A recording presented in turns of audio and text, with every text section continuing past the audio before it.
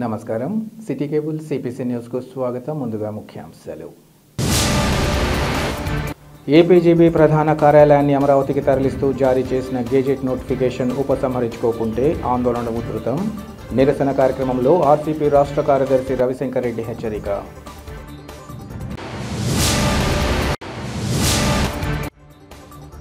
ప్రజలను ఇబ్బందులకు గురి చేయడమే లక్ష్యంగా కూటమి ప్రభుత్వ పాలన.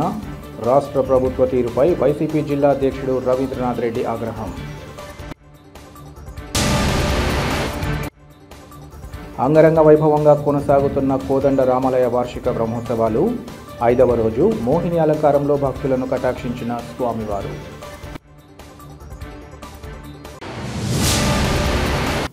విద్యార్థులు ఎదుర్కొంటున్న సమస్యల పరిష్కారానికి తమ వంతుగా తోడ్పాటు అందిస్తామని ఎమ్మెల్సీ భూమిరెడ్డి రాంగోపాల్ రెడ్డి తెలిపారు. అనంతపురంలోని శ్రీకృష్ణదేవరాయల విశ్వవిద్యాలయాన్ని ఎమ్మెల్సీ భూమిరెడ్డి రాంగోపాల్ రెడ్డి సందర్శించి విద్యార్థులతో ముఖాముఖి నిర్వహించారు. తొలుత విద్యార్థులు తాము ఎదుర్కొంటున్న సమస్యలను ఎమ్మెల్సీ దృష్టికి తీసుకొచ్చారు. ముఖ్యంగా విశ్వవిద్యాలయంలోని మెస్లో సౌకర్యాలు అస్తవ్యస్తంగా ఉన్నాయన్నారు. దీంతో ఎమ్మెల్సీ మెస్లో తగిన సౌకర్యాలు కల్పిస్తానని విద్యార్థులకు హామీ ఇచ్చారు. అలాగే హాస్టల్స్, మెస్లలో సౌకర్యాల కల్పనలో నాణ్యత పాటించడంతో పాటు పరిశుభ్రత పెంచాలని అక్కడి అధికారులను సూచించారు. మిగిలిన సమస్యలను కూడా ప్రభుత్వ దృష్టికి తీసుకెళ్లి విద్యార్థులకు ఇబ్బందులు లేకుండా చూస్తామని ఎమ్మెల్యే హామీ ఇచ్చారు. ఇందుకు విద్యార్థులకు ఆయన తమ వంతుగా కృతజ్ఞతలు తెలియజేశారు. అదే సార్, నిన్నటి నుంచి ఒక న్యూస్ సర్క్యులేట్ అవుతుంది సార్. లోకేష్ అన్న ఎప్పుడైతే మాట్లాడినాడో టెట్ గురించి ప్రపోజల్ వచ్చింది, మళ్ళీ టెట్ ఉంటది అనే ఒక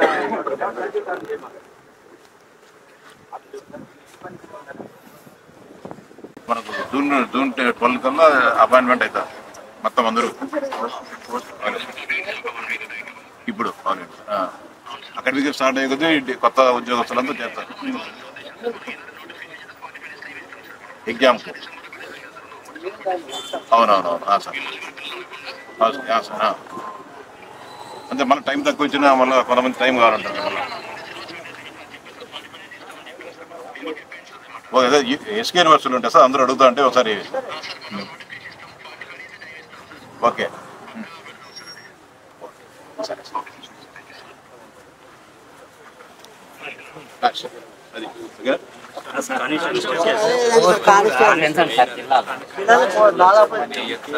2020 నవంబర్లో నోటిఫికేషన్ సార్ 600 పోస్టులకి. అందులో హోంగార్డులకి ఏఆర్ ఈపీఎస్సీ పోస్టుకు సంబంధించి మొత్తంగా 20. శ్రీ కోదండరామస్వామి వార్షిక బ్రహ్మోత్సవాలు అంగరంగ వైభవంగా కొనసాగుతుండగా 5వ రోజు గురువారం ఉదయం మోహిని అలంకారంలో రాముల వారు దర్శనమిచ్చారు. ఉదయం 7:30 గంటలకు స్వామివారి గ్రామోత్సవం వైభవంగా ప్రారంభమైంది. కేరళ డ్రమ్స్, భక్తజన బృందాలు, చెక్క భజనలు, కోలాటాలతో స్వామివారిని కీర్తిస్తుండగా మంగళ వాయిద్యాల నడుమ స్వామివారి ఊరేగింపు కోలాహలంగా సాగింది. భక్తులు అడుగడుగున కర్పూర హారతులు సమర్పించి స్వామివారిని మొక్కుకున్నారు. మోహిని అవతార వృత్తాంతంలో భాగవతంలో రమణీయంగా వర్ణించబడింది. తమ భక్తులు కానివారు ఈ మాయలో ఉంటారని, తనకు ప్రసన్నులైన వారు మాయను సులభంగా దాటగలరని చెబుతారు. జిల్లాతో పాటు సుదూర ప్రాంతాల నుంచి భక్తులు ఇక్కడికి తరలివచ్చి కోదండరాముడి పట్ల తమ భక్తి భావాన్ని చాటుకుంటున్నారు.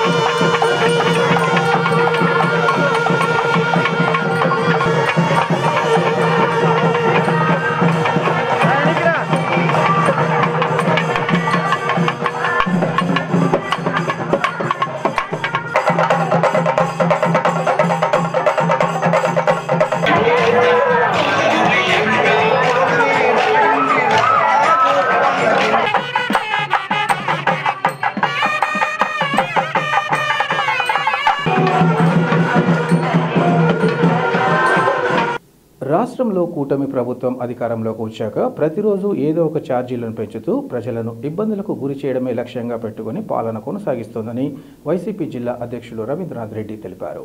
కడప నగరంలోని వైసీపీ కార్యాలయంలో ఏర్పాటు చేసిన విలేకరుల సమావేశంలో ఆయన మాట్లాడారు. పేదలను నడ్డివీరుస్తూ కేంద్రం గ్యాస్ సిలిండర్ ధరలు పెంచడం దారుణమన్నారు. విద్యుత్ ఛార్జీలు పెంచారని గతంలో వైఎస్ఆర్సీపీ ప్రభుత్వంపై విమర్శలు చేశారని, కానీ ప్రస్తుత ప్రభుత్వం ఛార్జీల పేరుతో ప్రజలపై అదనపు భారాలు వేస్తున్నా పట్టించుకునే నాదుడే లేరన్నారు. చంద్రబాబు సంపద సృష్టి అన్నారని, అయితే సృష్టి విషయం పక్కన పెడితే రాష్ట్రాన్ని అప్పుల పాలు చేస్తున్నారని ఆరోపించారు. సూపర్ 6 పథకాలను చెప్పి అధికారంలోకి వచ్చాక ఏ ఒక్కటి అమలు కాలేదన్నారు. రాబోయే రోజుల్లో ప్రభుత్వానికి తగిన గుణపాఠం చెబుతారని ఆయన హెచ్చరించారు. ఈ కూటమి ప్రభుత్వం రాష్ట్రంలో ఎవరికీ మేలు చేసిన పరిస్థితి లేదు. అలాగే కేంద్రంలో ఇదే కూటమి ప్రభుత్వం ఎవరికీ కూడా ఉపయోగపడిన పరిస్థితి కూడా లేదు. సో ఇప్పటికే అన్ని రకాలుగా రాష్ట్ర ప్రభుత్వానికి సంబంధించి కరెంటు ఛార్జీలు పెంచడం జరిగింది. సో కరెంటు ఛార్జీలు ఒకటే కాదు, భూముల రేట్లు పెంచి రిజిస్ట్రేషన్ ఛార్జీలు కూడా విపరీతంగా పెంచడం జరిగింది. సో ఇప్పుడు కొత్తగా కేంద్ర ప్రభుత్వం అయితేనేమి రాష్ట్ర ప్రభుత్వం అయితేనేమి గ్యాస్ రేట్లు పెంచే కార్యక్రమం, పెట్రోలు డీజిల్ పైన పెంచే కార్యక్రమం జరుగుతోంది. ఈరోజు మంగళవారం నుంచి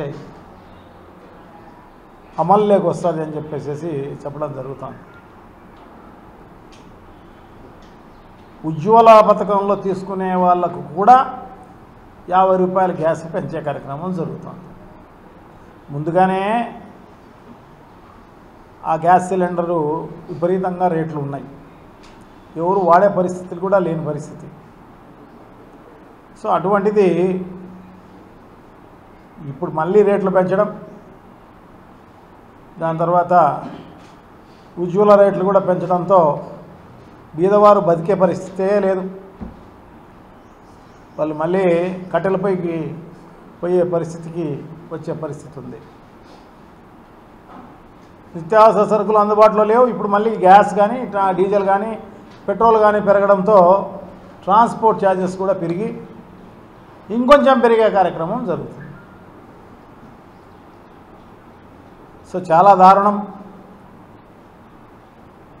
ఈ రకంగా వ్యవహరించడం. సో ఇంతకుముందు కూడా వైఎస్ రాజశేఖర రెడ్డి గారి పరిపాలనలో కేంద్రం ప్రభుత్వము గ్యాస్ డీజిల్ పెట్రోలు రేట్లు పెంచితే రాజశేఖర రెడ్డి గారు ప్రజలు భరించలేని పరిస్థితుల్లో ఉన్నారు ఆ కాలంలో. సో తప్పకుండా అది ప్రభుత్వమే బేర్ చేస్తే మంచిది అన్న ఉద్దేశంతో ప్రజలకు ఎవరికీ కూడా ఆ ఎఫెక్ట్ కానరానికోకుండా 50 రూపాయలు ప్రభుత్వమే భరించడం జరిగింది. అటువంటిది ఇప్పుడు ఈ ప్రభుత్వం ఏదైనా లెటర్లు రాసే కార్యక్రమం జరిగి చేతులు దులుపుకునే కార్యక్రమం జరుగుతుంది, కానీ కేంద్ర ప్రభుత్వానికి కానీ ఇంకో దానికి కానీ ఇక్కడ ఏమీ ప్రజలకు ఉపయోగపడిన పరిస్థితి లేదు. ఏమి ఉపయోగపడిన పరిస్థితే కాదు, మా మేనిఫెస్టోలో చెప్పినట్టు కూడా ఏమీ అమలు చేసిన పరిస్థితి లేదు.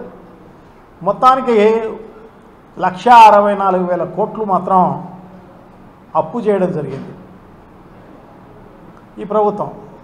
అప్పు చేసి ఎవరికైనా మేలు చేస్తుందా అంటే ఏం లేదు, ఎవరికి మేలు చేసిన పరిస్థితి లేదు. దోచుకునే కార్యక్రమమే, దోచుకునే కార్యక్రమం, దాచుకునే కార్యక్రమం తప్ప వేరే ఏం లేదన్నమాట.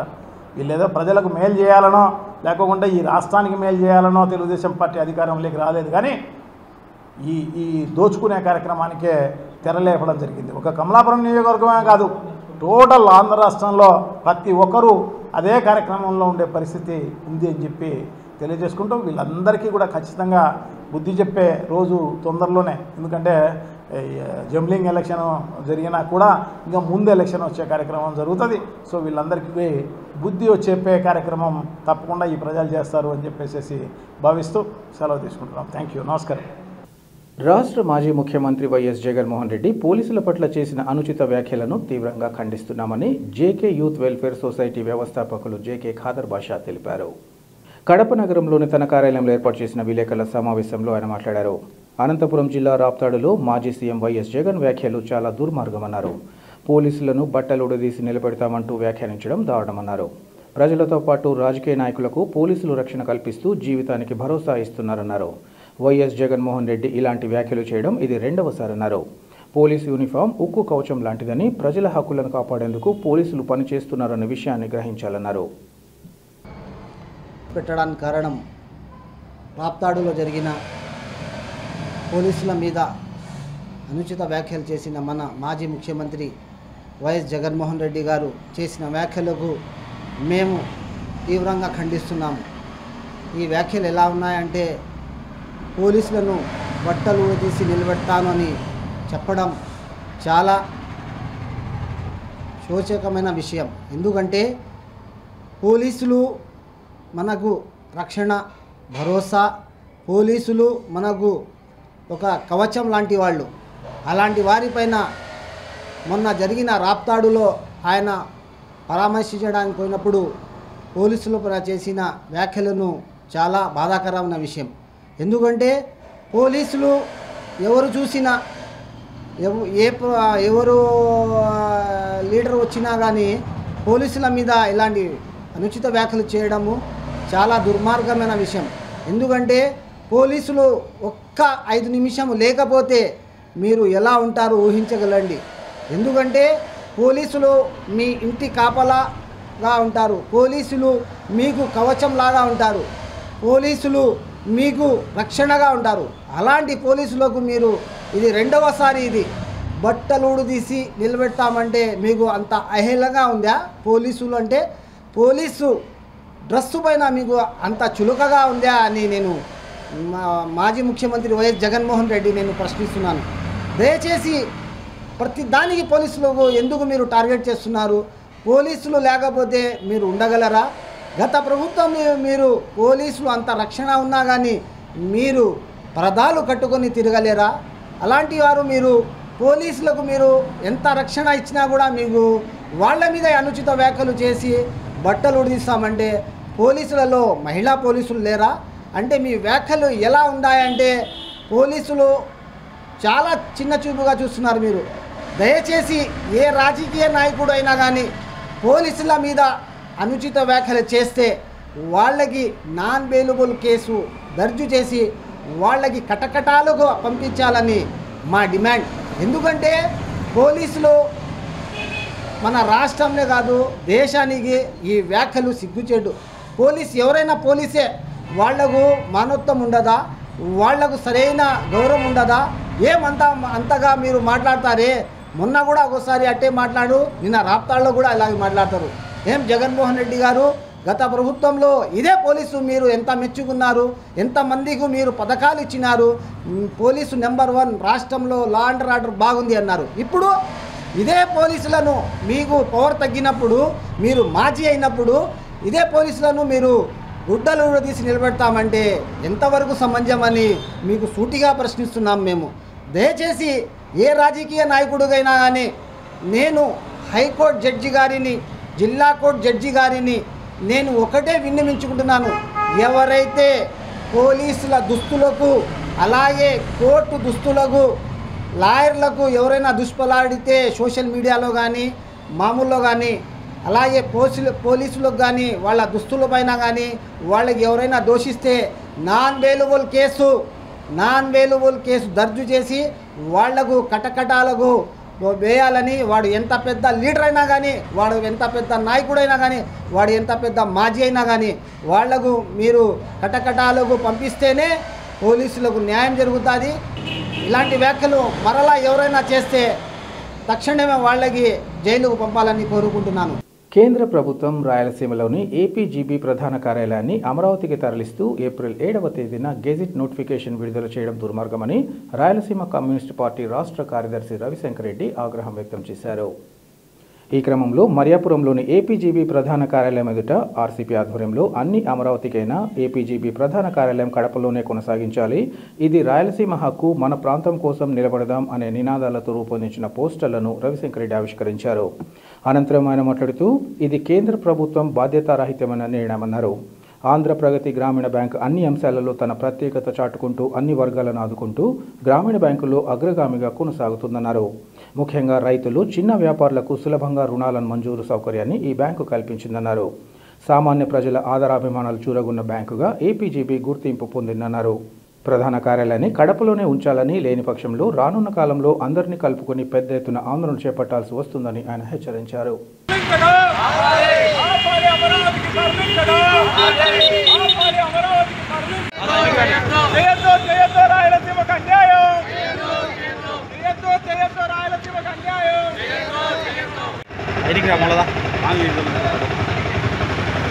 కేంద్ర ప్రభుత్వం రాయలసీమలోని ఒక ప్రధానమైనటువంటి బ్యాంకుని ఏపీజీపీ ప్రధాన కార్యాలయాన్ని అమరావతికి తరలిస్తూ 3 రోజుల కిందట నోటిఫికేషన్ జారీ చేసింది. బహుశా దేశంలోనే రూరల్ బ్యాంక్స్లో అతిపెద్ద బ్యాంకు ఆంధ్ర ప్రగతి గ్రామీణ బ్యాంక్. డిపాజిట్ల విషయంలో కానీ, నిల్వలుండే విషయంలో కానీ, బ్రాంచులు కలిగి ఉండడం కానీ, ఎక్కువ మందికి లోన్లు ఇచ్చే విషయంలో కానీ ఆంధ్ర ప్రగతి గ్రామీణ బ్యాంకు ఈ దేశంలోనే రూరల్ బ్యాంక్స్లో అత్యంత పేరెన్నిక కలిగినటువంటి బ్యాంకు. ఈ బ్యాంకు ఉండడం కారణంగా రాయలసీమ ప్రాంతంలోని రైతులు, పేదలు, చిన్న వ్యాపారస్తులకి సులభంగా లోన్లు ఇచ్చేటువంటి సౌకర్యాన్ని బ్యాంకు కల్పించింది. ఆ రకంగా సామాన్య ప్రజల యొక్క ఆదరాభిమానాలని చూరగొన్నటువంటి బ్యాంకు రాయలసీమ గ్రామీణ బ్యాంకుగా ఉండి ఆంధ్ర ప్రగతి గ్రామీణ బ్యాంక్ అయ్యింది. సరే, ఆ రోజు ఏదో మా రాయలసీమ పేరు మాత్రమే తీసేస్తానర్లే, మా ఊర్లోనే ఉంది అని సంతోషపడినటువంటి మేము ఈరోజు ఏపీజీబీ ప్రధాన కార్యాలయాన్ని ఏకంగా అమరావతికి తరలిస్తూ ఉన్నారు. మా బ్యాంకు కార్యాలయం మాత్రమే రాజధానిలో ఉండాలని కోరుకోవడం ఏంది అని చెప్పి నేను అడుగుతా ఉన్నాను. ఇంకా ఎన్ని అన్యాయాలు చేస్తారు రాయలసీమకి, ఇంకా ఎంత నష్టం చేస్తారు రాయలసీమకి, ఏం పాపం చేసింది రాయలసీమ, ఏం తప్పు చేసినాం మేమందరం అని చెప్పి నేను అడుగుతా ఉన్నాను. టీఎన్ఎస్ఎఫ్ జిల్లా అధ్యక్షుడు బొజ్జా తిరుమలేష్ ఇతరులను విమర్శించే ముందు తొలుత తన స్థాయిని తెలుసుకుని మాట్లాడాలని వైసీపీ యువజన విభాగం అధ్యక్షుడు దేవిరెడ్డి ఆదిత్య, విద్యార్థి విభాగం అధ్యక్షుడు సాయి దత్త హితవు పలికారు. కడప నగరంలోని వైసీపీ కార్యాలయంలో ఏర్పాటు చేసిన విలేకరుల సమావేశంలో వారు మాట్లాడుతూ తిరుమలేష్ తీరుపై తీవ్ర స్థాయిలో ధ్వజమెత్తారు. మాజీ సీఎం వైఎస్ జగన్ను విమర్శించే స్థాయి నీకు లేదన్నారు. గతంలో కాంగ్రెస్ పార్టీలో ఉన్న నీవు టీడీపీలోకి చేరి లక్షలాది రూపాయలు అక్రమ వసూళ్లకు పాల్పడ్డారని ఆరోపించారు. ఇంటిపైన రాహుల్ గాంధీ ఫోటో పెట్టుకుని తెలుగుదేశం పార్టీలో తిరుగుతున్నావని, ఇంతకు నువ్వు ఏ పార్టీలో ఉన్నావనేది స్పష్టం చేయాలన్నారు. విద్యార్థి సంఘ నాయకుడిగా నీ దగ్గర సమస్యలు చెప్పుకునేందుకు విద్యార్థులు వస్తే వారి నుంచి ముక్కుపిండి వసూలు చేస్తున్నారని విమర్శించారు. ఇప్పటికైనా మాజీ సీఎం వైఎస్ జగన్ను ఇతర వైఎస్ఆర్ కాంగ్రెస్ పార్టీ నాయకులపై తప్పుగా విమర్శిస్తే సహించేది లేదని వారు హెచ్చరించారు. నిజంగా నేను తిరుమలేష్ గురించి ఒక చెప్పాలనుకుంటున్నా. తిరుమలేష్ అని చాలా మంచి పేరు పెట్టుకున్నావు నువ్వు, కానీ బుద్ధులు మాత్రం చాలా ఘోరమైన బుద్ధులు వచ్చినాయి. ఎందుకంటే ఆయన గురించి మేము గత వారం రోజులుగా చాలా కంప్లైంట్స్ మా దగ్గరకు వచ్చినాయి. ఏ విధంగా అంటే, గతంలో అతను కాంగ్రెస్లో పనిచేసే వ్యక్తి, దాని తర్వాత టీడీపీకి వచ్చినాడు. కాంగ్రెస్ నుంచి టీడీపీకి వచ్చే లోపల దాదాపు 30 లక్షల నుంచి 50 లక్షలు అతను సంపాదించడం జరిగింది. ఈ 10 నెలల కాలంలో అంత డబ్బులు ఇతనికి ఎక్కడి నుంచి వచ్చింది అనే దానిపైన మేము కూడా విచారించాం. ఎలా అంటే, మన యోగి వేమనకు సంబంధించి వీసీ గారిని భయపడించి దాదాపు 5 లక్షల రూపాయలు డబ్బులు తీసుకోవడం జరిగింది. అలాగే కొన్ని కాలేజీలు ఉన్నాయి, ఆ కాలేజీల పేర్లు నేను చెప్పదలుచుకోలేదు. ఎందుకంటే వాళ్ళు దయచేసి మా పేర్లు చెప్పొద్దని చెప్పడం జరిగింది. ఆ ఉద్దేశంతో నేను చెప్పదలుచుకోలేదు. ప్రతి ఒక్క కాలేజీ దగ్గరకు పోయి బ్లాక్మెయిల్ చేయడం, మీకు అవి వసతులు లేవు, మీకు ఈ వసతులు లేవు, మీరు అట్లా చేస్తున్నారు ఇట్లా చేస్తున్నారు అని పోయి వాళ్ళ దగ్గర నుంచి కొన్ని వేల రూపాయల డబ్బులు తీసుకోవడం జరుగుతుంది. ఇదే కాదు, ఎవరైనా విద్యార్థులు సమస్యలు చెప్పుకోవడానికి అతని దగ్గరకు వస్తే ఫీజు రింబర్స్మెంట్ నిధులు మాకు పడలేదు, మా కాలేజీ వాళ్ళు సతాయిస్తామని చెప్తే అలాంటి విద్యార్థుల దగ్గర కూడా డబ్బులు వసూలు చేసిన సంస్కృతి ఇతనిది, తిరుమలేష్ అనే అతనిది. ఒకటే కాకుండా మళ్ళీ ఇంకొక కొత్తగా విన్నాం ఇది, అమ్మాయిలను కూడా ట్రాప్ చేయడం. ఒకరిని కాదు ఇద్దరిని కాదు, దాదాపు 4 అమ్మాయిలను కూడా ట్రాప్ చేయడం. ఇంత నీచ చరిత్ర కలిగిన ఇతను మా దైవం జగన్మోహన్ రెడ్డి గారిని విమర్శించే వ్యక్తే. అసలు నువ్వేంది, నీ స్థాయి ఏంది, అది గుర్తుపెట్టుకో. మీ నాన్నగారు ఏం వృత్తి చేస్తున్నారు? మిక్సీలు కూలర్లు రిపేర్ చేసుకుంటున్నాడు ఒక వృత్తిని నమ్ముకొని. అలా నువ్వు కూడా ఏదైనా వ్యాపారం చేసి డబ్బులు సంపాదించుకోవాలి. కానీ ఇలా ఊర్ల మండి తిరిగి ఇట్లా బ్లాక్మెయిల్ చేసుకుంటూ బెదిరిస్తూ ఇలాంటి డబ్బును సంపాదిస్తానంటే దీని వెనకాల ఎవరున్నారు? ఖచ్చితంగా దీని వెనకాల కడప ఎమ్మెల్యే మాధవరెడ్డి గారు ఉన్నారని మేము అనుకుంటున్నాం. ఎందుకంటే ఇతని చూసి భయపడి ఎవరు డబ్బులు ఇవ్వరు. ఖచ్చితంగా ఇతని వెనకాల ఉండే వాళ్ళని చూస్తే డబ్బులు ఇస్తారు. దీని వెనకాల కడప ఎమ్మెల్యే గారు ఉన్నారని మేము ఖచ్చితంగా భావిస్తున్నాం. ఇంకొకటి తిరుమలేష్ గారు, మీకు దయచేసి మేము ఒకటే చెప్తున్నా, మీరు మా నాయకుల్ని కానీ మా దైవం జగన్మోహన్ రెడ్డి గారిని కానీ ఇంకొకసారి బట్టలు ఉడదీసి కొడతాం, ఇంట్లోకి దూరి కొడతామనే అసభ్య పద్మజాలం గన వాడితే ఖచ్చితంగా మేము ఏం చేయాలనో అది ఖచ్చితంగా చేసి తీరుతాం. మైక్ ఉంది కదా అని 3 మాటలు మాట్లాడేస్తే అయిపోతుందిలే అనుకోవద్దు. ఒకసారి నువ్వు మాట్లాడేటప్పుడు ఎవరి గురించి మాట్లాడుతున్నాం, ఏమి మాట్లాడుతున్నాం అని తెలుసుకొని మాట్లాడు. ఇక మీదట నువ్వు ప్రెస్ మీట్ పెట్టినావు అనుకో, మళ్ళీ ఇంకొకసారి ఖచ్చితంగా ఆధారాలతో సహా ప్రెస్ ముందర పెడతాం. నువ్వు ఎవరెవరు నీకు డబ్బులు ఇచ్చినారో వాళ్ళని కూడా తెచ్చి పెడతాం. దయచేసి ఇప్పటి నుంచైనా నువ్వు మానుకో. ఏవైతే నువ్వు డబ్బులు తీసుకున్నావో, ఎవరెవరి దగ్గర తీసుకున్నావో ఇవన్నీ ఇప్పటి నుంచైనా పక్కన పెట్టి విద్యార్థుల సమస్యలపైన పోరాడు, బాగుంటుంది. మైదుకూరు మండలంలో దేవాదాయ ధర్మాదాయ శాఖ పరిధిలోని శ్రీ మాధవ ఆంజనేయ స్వామి ఆలయానికి సంబంధించి ఆక్రమిత భూమిని సత్వరమే స్వాధీనం చేసుకుని ఆలయ భూమికి రక్షణ కల్పించాలని చాపాడు మండలం చీయపాడుకు చెందిన రాజారామిరెడ్డి కోరారు. కడప నగరంలోని వైఎస్ఆర్ మెమోరియల్ ప్రెస్ క్లబ్లో ఏర్పాటు చేసిన విలేకరుల సమావేశంలో ఆయన మాట్లాడారు. మైదుకూరు మండలంలోని దేవాదాయ ధర్మాదాయ శాఖ పరిధిలోని శ్రీ మాధవ ఆంజనేయ స్వామి సర్వే నంబర్ 1052Bకి సంబంధించిన భూమిని రైతు బాలాజీ, చికెన్ సెంటర్ యజమాని సుబ్బారావు అనే వ్యక్తులు ఆక్రమించి కట్టడాలు సైతం కట్టారన్నారు. ఈ విషయంగా తాము గతంలో కలెక్టర్, జేసీ, ఇతర ఉన్నతాధికారులకు సైతం ఫిర్యాదు చేశామన్నారు. అయితే కలెక్టర్ స్పష్టమైన ఆదేశాలు జారీ చేసినప్పటికీ సంబంధిత అధికారులు కలెక్టర్ ఆదేశాలు బేఖాతరు చేస్తూ లంచాలకు అలవాటు పడి అక్రమార్కులను పట్టించుకోవడం లేదన్నారు. సర్వేలో సైతం ఆక్రమిత భూమిగా తేలినా అక్కడి కట్టడాలను కూల్చడంలో అధికారులు మీనమేషాలు లెక్కిస్తున్నారన్నారు. ఈ నెల 11వ తేదీన రాష్ట్ర ముఖ్యమంత్రి చంద్రబాబు నాయుడు ఒంటిమిట్టలో స్వామివారి కళ్యాణోత్సవానికి వస్తున్న తరుణంలో ఆలయ భూ ఆక్రమాలపై చర్యలు తీసుకోవాలని కోరుతున్నట్లు వారు తెలిపారు.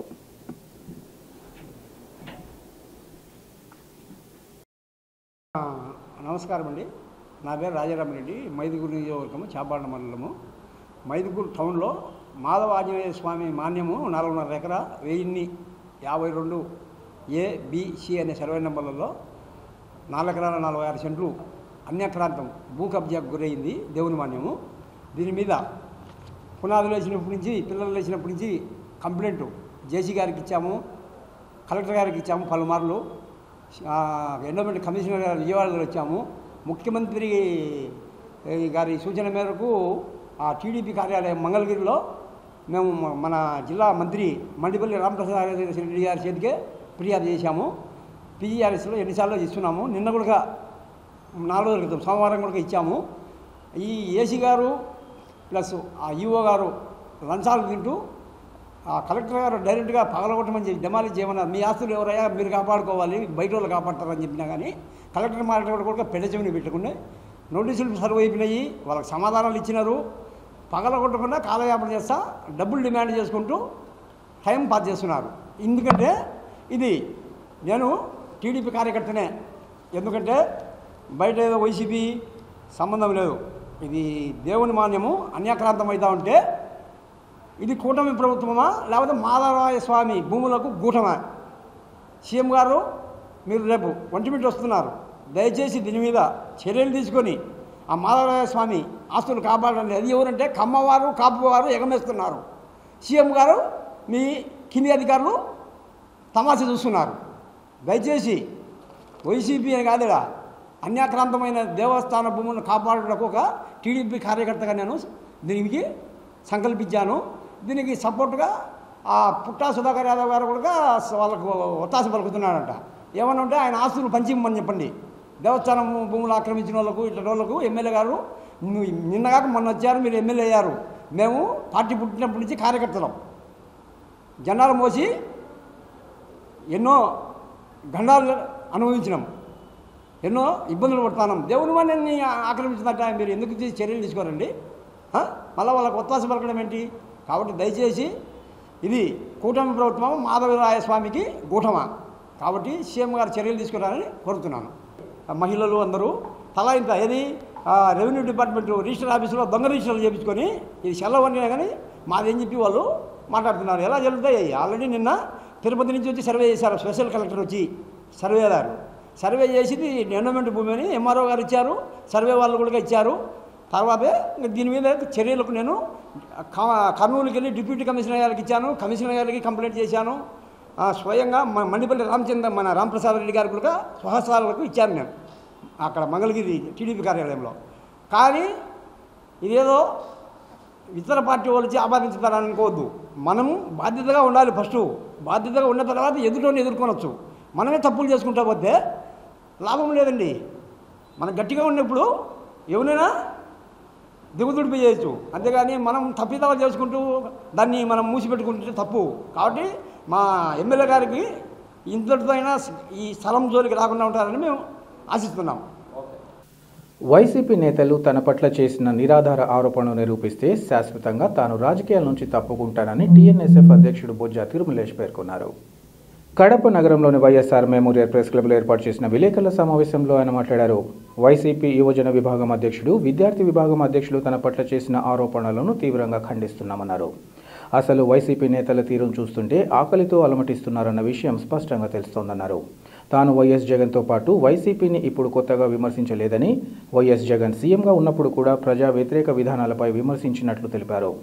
మాజీ సీఎం వైఎస్ జగన్ రాప్తాడులో పోలీసులను ఉద్దేశించి చేసిన వ్యాఖ్యలు సభ్య సమాజం తలదించుకునేలా ఉన్నాయన్నారు. రాజ్యాంగం ఇచ్చిన యూనిఫామ్ గురించి వైఎస్ జగన్ మాట్లాడడం సహించరాని విషయమన్నారు. గతంలో కూడా తాను వివిధ ప్రజా సమస్యలపై ఉద్యమాలు, ధర్నాలు, నిరసనలు, రాస్తారోకోలు చేసిన విషయం తెలుసుకోవాలన్నారు. తన వెనుక ఎమ్మెల్యే ఉంటూ వైసీపీపై విమర్శలు చేయిస్తున్నట్లు బూటకపు మాటలు మాట్లాడడం తగదన్నారు. 24 గంటలు సమస్యల పరిష్కారానికి కూటమి ప్రభుత్వం కృషి చేస్తుండగా అటువంటి నాయకులపై బురద చల్లేలా మాట్లాడడం వైసీపీ నేతలకు సరికాదన్నారు. మీడియా సోదరులకు నమస్కారం.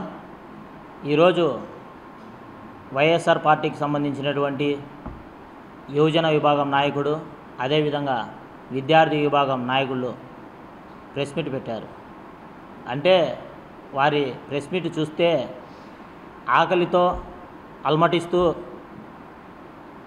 గతంలో వాళ్ళు సర్క్యులేట్ అయినట్టుగా ఈ ప్రభుత్వంలో సర్క్యులేట్ కాక బయటికి ఎక్కడికి వెళ్ళినా కూడా ఇబ్బంది పడుతూ ఉండి అల్మటిస్తూ ఉన్నట్టు చాలా స్పష్టంగా కనబడుతూ ఉంది.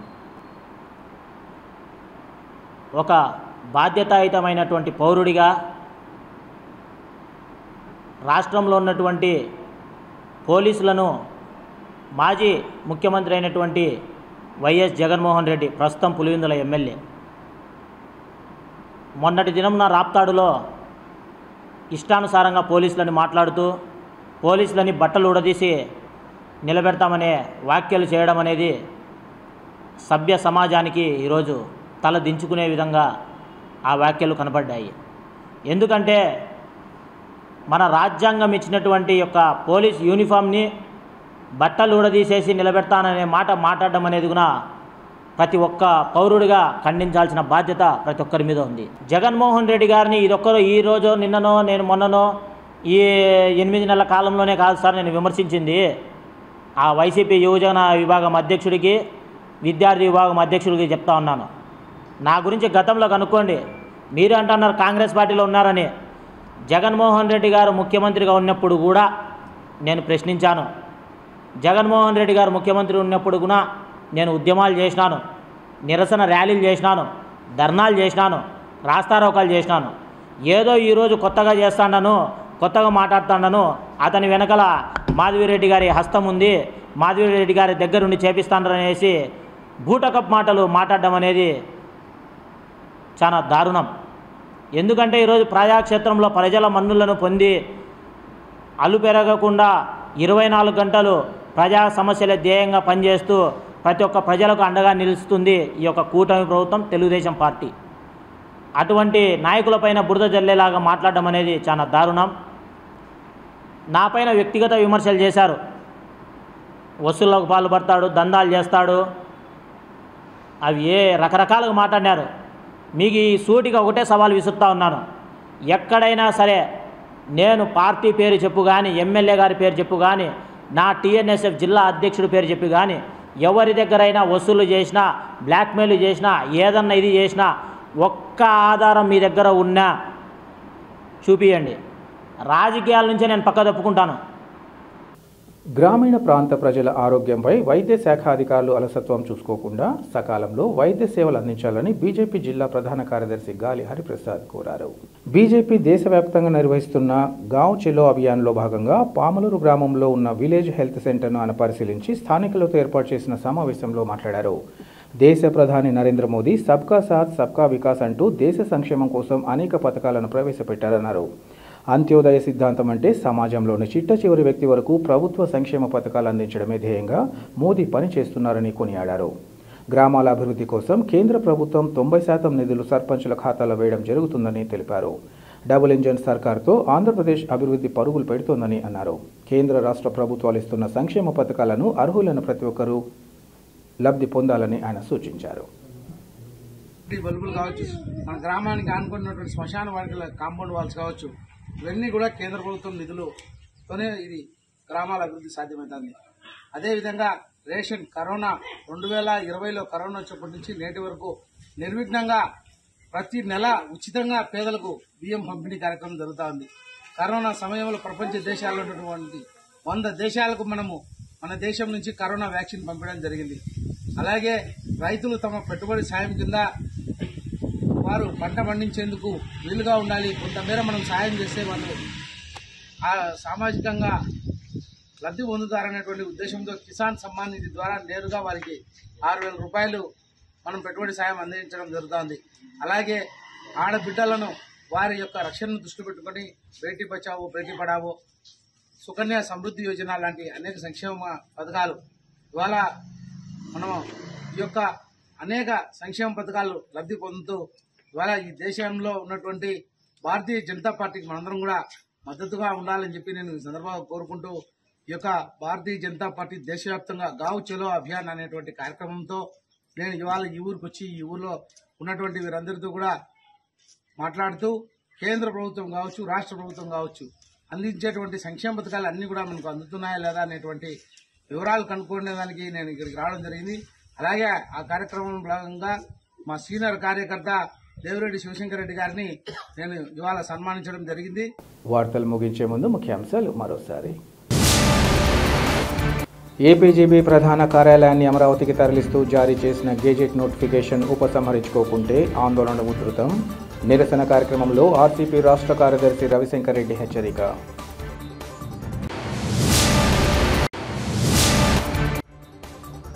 ప్రజలను ఇబ్బందులకు గురి చేయడమే లక్ష్యంగా కూటమి ప్రభుత్వ పాలన. రాష్ట్ర ప్రభుత్వ తీరుపై వైసీపీ జిల్లా అధ్యక్షుడు రవీంద్రనాథ్ రెడ్డి ఆగ్రహం. అంగరంగ వైభవంగా కొనసాగుతున్న కోదండ రామాలయ వార్షిక బ్రహ్మోత్సవాలు. 5వ రోజు మోహిని అలంకారంలో భక్తులను కటాక్షించిన స్వామివారు.